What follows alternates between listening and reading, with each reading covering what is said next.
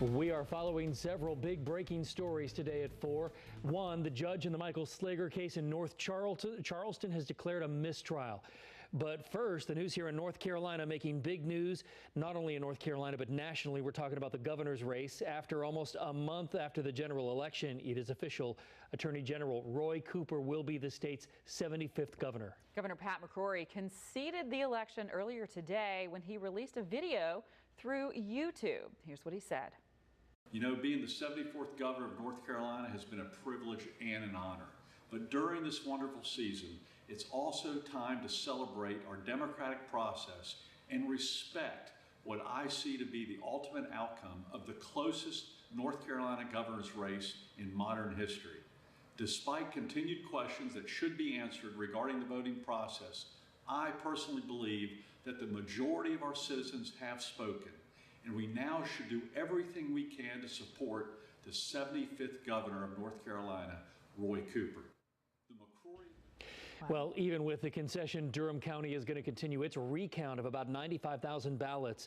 The latest count has Roy Cooper leading Pat McCrory by a little more than 10,000 votes. NBC Charlotte's Michelle Bowden joins us live right now. It's been a long month. So what happens next, Michelle? You know what, Beth, really this all came down to two issues. If you talk to most people, they'll tell you it was HB2 and the I-77 toll lanes that lost this election. The first time a sitting governor has not been reelected here in North Carolina. Take a look at some of the video. No secret here that McCrory lost his hometown here of Mecklenburg County by a big number of votes. Most believe that, like other urban areas in the state, it was because of his staunch support of HB2. He also lost some of the traditional Republican counties, namely the I-77 corridor, because of the toll lane project. The hope now is that Cooper will look into canceling that contract and will repeal HB2 as he promised before the election. Make no mistake, HB2 played a very large role in this election, and it played a very large role in making sure that Governor-elect Cooper was elected as our governor. Now, we tried to get comment from Cooper's folks specifically today on both I-77 and HB2 and what the future of those two issues are. We have not heard back yet, but we did get this sort of generic statement, though, released from Cooper earlier today. It says, in part, it will be the honor of my life to serve this great state. Together, we can make North Carolina the shining beacon in the South by investing in our schools, supporting working families, and building a state that works for everyone. So it will be interesting to see in the days and months to come with a Republican-controlled majority what happens now with a new governor-elect finally in place. Reporting now from Uptown, Michelle Bowden, NBC Charlotte. Michelle, thank you. Let's continue talking about what this means for North Carolina. Right now we have an expert here, Scott Huffman. He's a professor of political science at Winthrop University. He was on a special Flashpoint over the weekend, and he joins us live via Skype right now. Good afternoon, Scott. Thanks for joining us. Hey, it's my pleasure. Let's talk about what this means. Do we know anything, and maybe you have heard, if Governor McCrory actually called Attorney General Roy Cooper, or if this concession was just via a YouTube video? Well, you know, I would have expected Cooper to be more ready with a statement if he had gotten a call from Governor McCrory. That said, you know, it looks to me like Cooper wasn't quite ready for McCrory to, you know, give in at this point. I think he expected a little bit more of a fight, but things were very, very clear. You know, it was beyond the 10,000 vote margin, which would have triggered an automatic recount or allowed him to request a recount. You know, after counting, I believe over the weekend, I saw a number they had counted 54,000 out of the 90+ thousand that needed to be counted. And Cooper had actually gained 3 votes and McCrory had lost 1. This concession is really giving in to the inevitable. But, you know, my caution would be to not think that there is even 1 or just 2 silver bullets that took McCrory down. It wasn't just HB2. It wasn't just the I-77 corridor, although that was probably the biggest in Mecklenburg County. But it was the inability to recreate the coalition that brought him in. You know, he struggled with teachers, you know, getting lambasted by the teachers associations before he came back with something for them. The issues over coal ash. So that inability to recreate the coalition that put him in office added to these new big issues of HB2 and the toll lane. I think all of them together signaled his inability to match other statewide Republicans like Donald Trump or Senator Burr.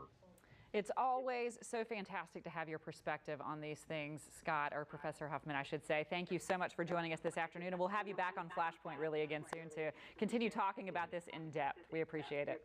Thank you. And we're going to have continuing coverage on this, starting with our own Rachel Brown, live in Raleigh, beginning at 4:30 this afternoon. Now back to that breaking news out of Charleston, where a judge just declared a mistrial in the trial of former police officer charged with the murder of Walter Scott. Here's a live look from Charleston right now. The defense asked for clarification of charges earlier. Then about half an hour later, the judge announced the jury couldn't come to a unanimous decision. We're going to keep following any developments as they come in, and we will bring them to you here on the air and online at WCNC.com. And at the moment back here locally, police in Salisbury are searching for the person who fired into a home this weekend. That person shot and killed a 7-year-old girl. NBC Charlotte's Tanya Mendez has been in Salisbury all day, actually spoke with the mother of the little girl. This afternoon, a woman and her friends who were standing outside of the Salisbury Police Department said that this was her little girl who was shot and killed. She says she is hopeful that police are going to make an arrest in this case. She's not going to rest until they do. She didn't talk to us on camera. Obviously, she was extremely upset. However, we did hear from the chief of police. He's calling this crime unfathomable. A 7-year-old girl, Ayanna Allen, asleep in bed with her grandmother early Sunday morning when somebody shot into the bedroom and killed the little girl. The chief says he has a good idea about what happened, but he is still waiting for more information from the community and is hoping that people will step up to put the final pieces of this puzzle together so that he can make arrests in this case. Reporting in Salisbury, I'm Tanya Mendez, NBC Charlotte. Tanya, thank you. Tragic story. Salisbury police are also investigating whether another shooting there yesterday could be connected. The other shooting happened just a few hours before the 7-year-old girl was shot. Police say they found 22-year-old Sherrod Mathis in the parking lot outside the Firewater restaurant on Avalon Drive. Mathis had a gunshot wound and later died at the hospital. We'll bring you any updates just as soon as we get them here on WCNC. A Salisbury man is facing charges tonight after he stormed into a pizza shop in Washington, D.C. with an assault rifle. And it was all over a fake news story. Investigators say 28-year-old Edgar Welch fired one shot into the floor of the pizzeria. The good news is no one was hurt in this incident. Welch told police that he was there to, quote, investigate the Pizzagate conspiracy theory, which was a fake online news story suggesting that the pizza shop is at the center of a child sex slave ring organized by Hillary Clinton and her former campaign manager. What happened today demonstrates that promoting false and reckless conspiracy theories do come with consequences. And I hope that those that are involved with fanning these flames will take a moment to contemplate what happened here today. Since the fake news story went viral, the owner of the pizza shop says that he has gotten hundreds of death threats. Reddit even banned all discussion of that story on its site. As for Welch, he is still in police custody, charged with assault with a deadly weapon. And we sent out alerts about these stories over the weekend. For breaking news on the go, all you have to do is download the NBC Charlotte mobile app. It's free in your app store.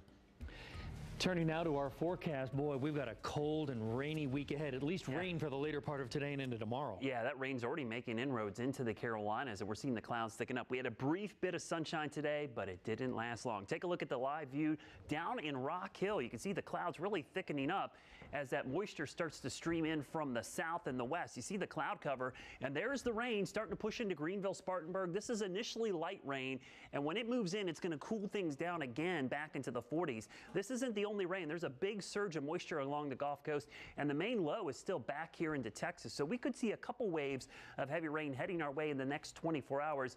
That will start this evening as this first batch heads our way. I put a little track on the leading edge of the really light stuff. If it continues moving northeast, should be in the Charlotte area right around 6 o'clock. Again, it's going to start incredibly light and then begin to taper off. You see the temperatures in the upper 50s, but it'll cool down once that rain moves in. Here's your hour-by-hour forecast. Notice two things: the temperature falling and rain chances starting to ramp up as we go into the overnight hours. Coming up, we're going to talk about the rain chances and that Arctic outbreak. I'll let you know when that moves in, coming up in the 7-day forecast. Thanks so much, Brad. A judge has sentenced a Georgia man found guilty of murder after his son was left in a hot car, locked in there for hours. Just a little bit ago, a judge sentenced Ross Harris to life in prison without parole. He was found guilty of malicious murder and felony murder last month related to the death of his 22-month-old son, Cooper. Cooper was found in the back of his father's SUV after Harris left him in the car while he went to work. The accused Charleston church shooter has his defense team back, at least for the first phase of his federal trial. Dylan Roof asked the judge over the weekend if he could use his attorneys during the guilt phase, but still be his own lawyer during the penalty phase. This after he was acting as his own attorney last week, handling part of the jury selection himself. Roof is on trial for the racially motivated attack at Emmanuel AME last summer. He could face the death penalty. New information tonight as crews continue searching through the rubble of what's left of that warehouse out in Oakland, California. And I saw 15-foot flames and what appeared to be a fireball coming towards me. Investigators now say at least 36 people were killed after that building went up in flames during a party on Friday night. And they say that number will absolutely climb. They've been searching through what's left of the building, but they just suspended their search because the building is unstable right now, at least structurally. Anywhere between 50 and 100 people were inside that building at a party. Only a few made it out alive. An investigation shows there were no sprinklers or fire alarms in that building and only 2 exits. Officials have activated a criminal investigative team to look into what they are calling illegal housing. The building's owner says he was unaware anybody was living there. In Tennessee, the death toll from the wildfires is now at 14. Authorities say the latest death was an 81-year-old woman who died in a car accident while trying to escape those flames in Gatlinburg. At least 134 people have been hurt.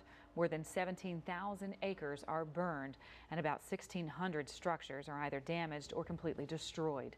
Crews out there are still investigating the cause of this terrible fire. President-elect Donald Trump is expanding his search for the Secretary of State this week while he deals with more fallout after breaking with decades of diplomacy protocol with China. This as he announced former rival Ben Carson will join his cabinet as Secretary of Housing and Urban Development. NBC's Steve Handelsman has the very latest for us today from Washington. Bill and Beth, like Donald Trump, Ben Carson has no experience here in Washington. Presuming he's confirmed to run HUD, Carson would get 7,000 employees and a budget of $48 billion. Donald Trump broke the news on Twitter. Ben Carson is brilliant, Trump wrote. VP-elect Mike Pence. We're excited to have Dr. Carson as our intended nominee for housing and urban development. The retired neurosurgeon questions the role of HUD in fighting racial discrimination, and Carson has never run a big organization.